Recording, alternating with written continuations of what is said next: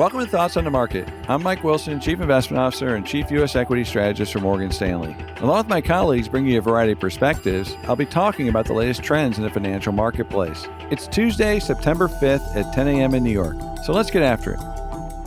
In a world of price momentum, opinions about the fundamentals are often driven by the direction of price.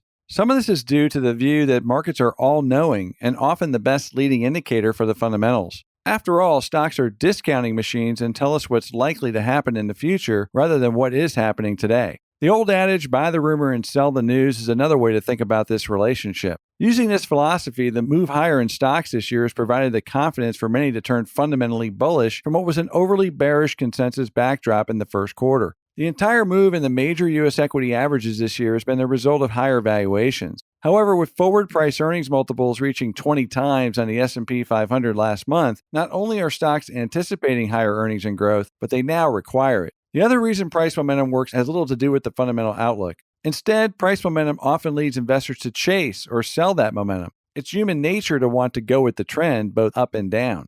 Most were too negative on the economy at the beginning of the year, including us. The failure of a few large regional banks and negative price reaction in the stock market reinforced that view. However, when the recession didn't arrive, there was a fundamental reason to reverse that view. The price action in April and May supported that pivot, further feeding the bullish narrative. However, the move in price was very narrow, led by just a handful of mega-cap growth stocks. In June, breadth improved, dragging investor confidence toward the optimistic fundamental outcome. But since then, breadth has rolled over again and remains weak. We recommend maintaining a late cycle mindset, which means a barbell of growth stocks and defensives, not cyclicals or smaller stocks.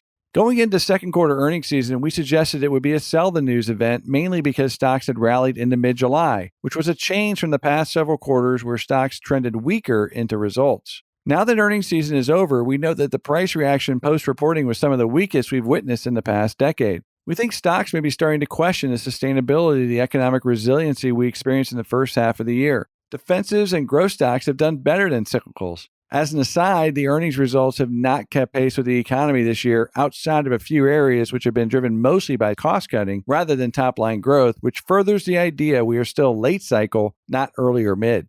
This past week, equity prices have rebounded sharply, led once again by growth stocks. With softer economic data weighing on treasury yields, stock market participants seem willing to bid valuations back up on the view the late cycle environment is being extended once again. With inadequate evidence to affirm or contradict that view, price continues to be the governing factor for many investors' conclusions about where we are in the cycle. Bottom line, price momentum is a key driver of sentiment, especially in a late cycle environment when uncertainty about the outcome is high. We continue to recommend a more defensive growth posture in one's portfolio, given that the fears of recession or financial distress could return at any moment in the late cycle environment in which we find ourselves, particularly as we enter September.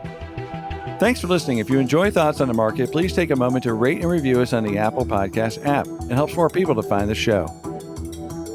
The preceding content is informational only and based on information available when created. It is not an offer or solicitation, nor is it tax or legal advice. It does not consider your financial circumstances and objectives and may not be suitable for you.